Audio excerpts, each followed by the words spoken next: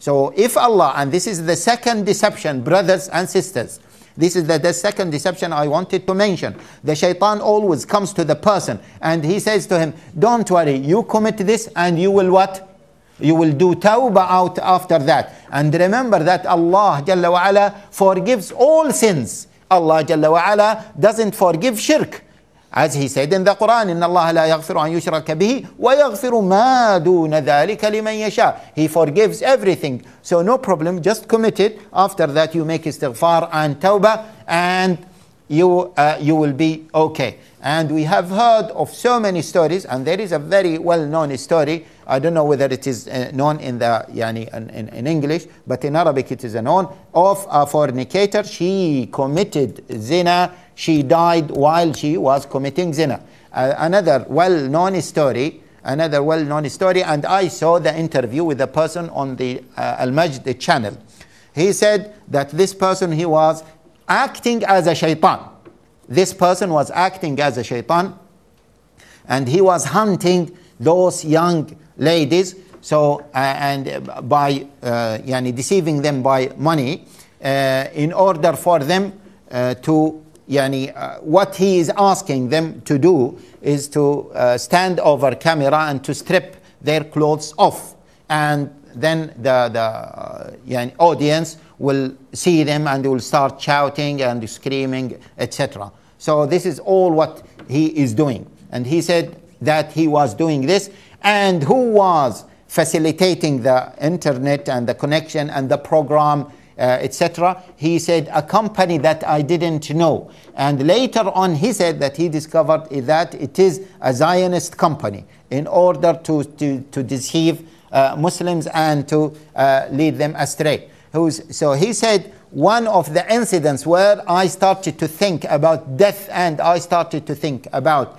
tawbah, the story when one of those young ladies was stripping off in front of the audience, in front of the camera, and all of a sudden she collapsed and died.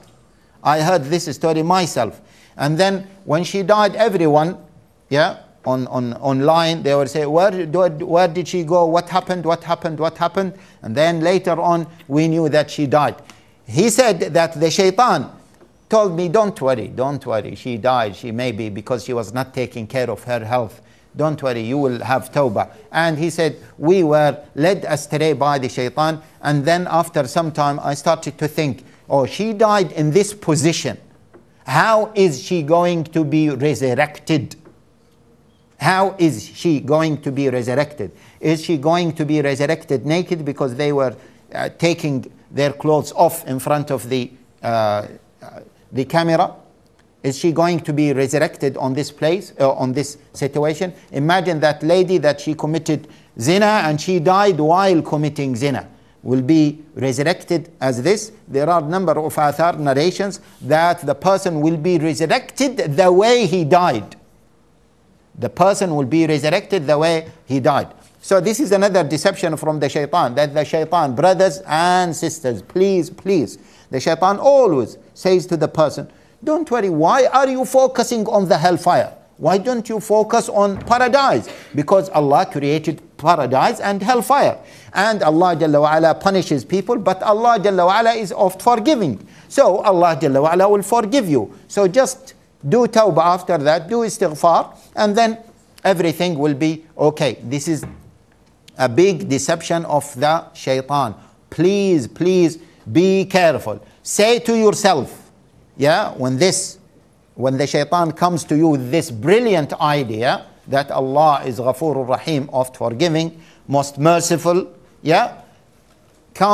just mention to yourself, if Allah is so merciful like this understanding, why Allah created hellfire? Why Allah sends people to hellfire? Why Allah sends Muslims to hellfire? The hellfire is mentioned in the Quran more than 130 times. The paradise is mentioned in the Quran just 60 times. So in many, and moreover, in many cases, the hellfire is mentioned alone. The Jannah is not mentioned alone. In most of the cases in the Quran, if you read Quran, the hellfire is mentioned before the Jannah is mentioned. To what? To warn people. When the Prophet ﷺ stood on a Safa and he was commanded to disclose the da'wah openly, what did he say? He didn't say to people, "Oh people, I promise you the paradise if you follow me."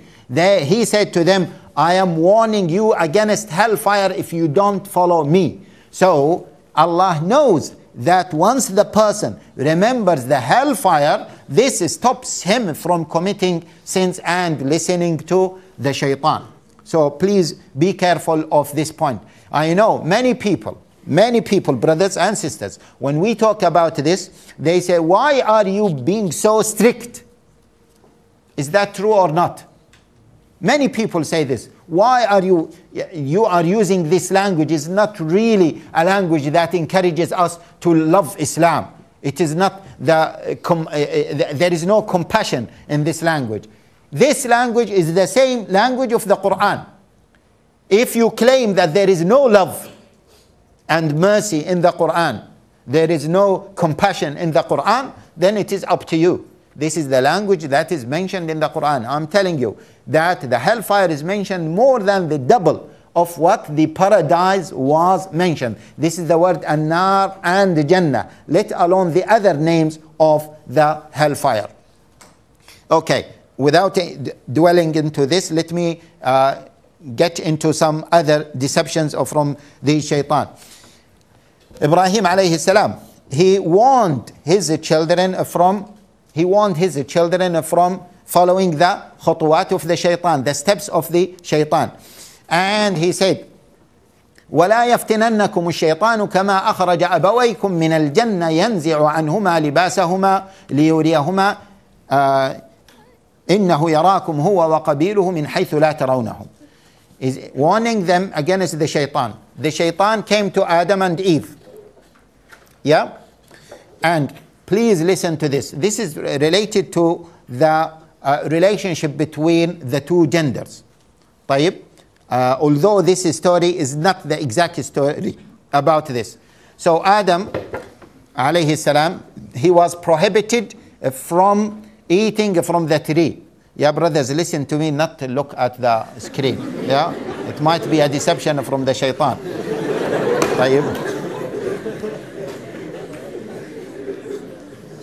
The problem is I don't have time. Otherwise, we should have just lectures on how to avoid the deception of the internet. Yeah, because now it has the biggest shaitan. And in many cases, recently a very humble brother, he said, "Wallahi, I am okay, I am fine, I do so many things, I do even ibadat, etc. But it is the computer. My biggest problem is the computer, is the laptop. That is my biggest problem." Anyway, just because of time. So I was going to mention the story of Adam alayhi salam and the shaitan. There are mainly two stories. One of them, when Allah Jalla wa Ala commanded the shaitan to prostrate before Adam. And this gives us a very important deception. Allah Jalla wa Ala commanded the shaitan commanded the malaika to prostrate before Adam alayhi salam. And this is mentioned in many ayat. So the shaitan did not listen to the commandment of Allah Jalla wa Ala. He started to what? Started to argue and investigate about the commandment and find justification for not listening to the commandment. Justification for himself. Okay? And this is one of the biggest deceptions of the shaitan. Yeah, brother, why don't you pray in masjid? Immediately the answer is what? Is ready. Because the masjid is far away. Yeah? If you want to go with your friends for a meal, you will go to the other side of London. But because you want to go for salah, the masjid is far away. How far is the masjid? It's just 10 minutes walk. When the person is sleeping, woke up for Fajr, yeah, you know, I'm tired or I have headache. Immediately he finds what? Excuses. And the excuses, mashallah, are very ready. Why? Because the shaitan is with him now and he is teaching him the excuses. Yeah, brother, why are you dealing with this transaction and it is a haram transaction or it has a doubt? Yeah, because of need. I need it. Okay? Yeah, but if you rely on Allah Jalla wa Ala, man taraka shay'an lillah awadahu Allahu khayran minhu. If you leave it for Allah Jalla wa Ala, Allah Jalla wa Ala will give you something better as a replacement. No, he doesn't look at this. He looks at what? All these justifications.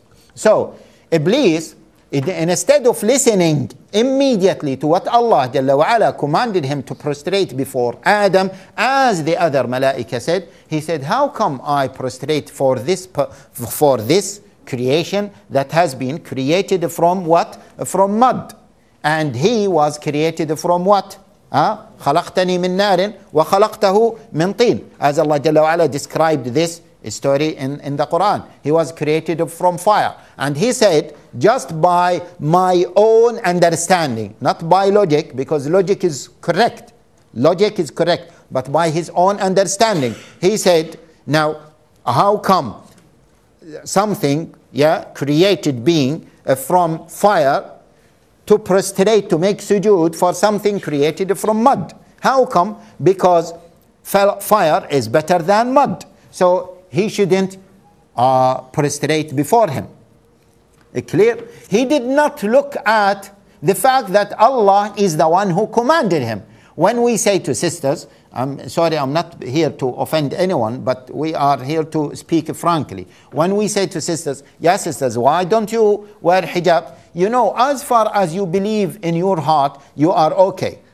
How come you believe in your heart? Allah Jalla wa Ala knows who believes in his heart and who doesn't believe in his heart. Is that true or not? So why Allah Jalla wa Ala commanded us to go for salah? And Allah Jalla wa Ala commanded us to wake up for Fajr, which is difficult. Allah Jalla wa Ala knows this. Allah Jalla wa Ala commanded us to give zakah, and this is a money that we should give, which is difficult. Allah Jalla wa Ala commanded us to lower our gaze, and this is difficult. No one said that it is easy. Allah Jalla wa Ala commanded us to do jihad, and jihad is difficult. Allah Jalla wa Ala commanded us to do so many things that are difficult. So if Allah Jalla wa Ala accepts just what we claim, the iman in our hearts, Allah Jalla wa Ala wouldn't have commanded us to do all of these things. So why, sister, you don't wear hijab? No.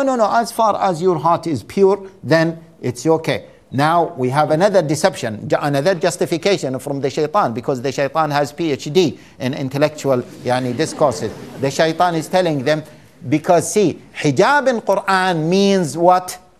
Means modesty. So as far as you are modest, you don't look at these things. These things are just materialistic things. The main issue is what? The modesty. Now the shaitan became mufassir, even gives interpretation for the Quran, and they are listening to him and they are accepting this. Okay, and as a result of this, the shaitan came to the shaitan himself. He said, how can he, means the shaitan, prostrate before Adam? So he did not do so.